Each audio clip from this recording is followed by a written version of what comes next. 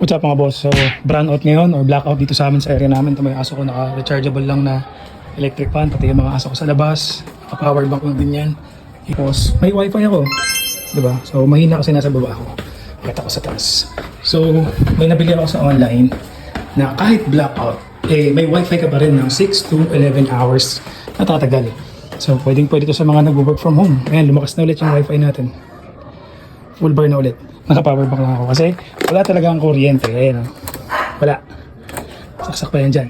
So, bukas yung wifi natin mga boss. May ilaw. Ito yung nabili natin sa online. UPS na power bank. Parang power bank sa wifi, no?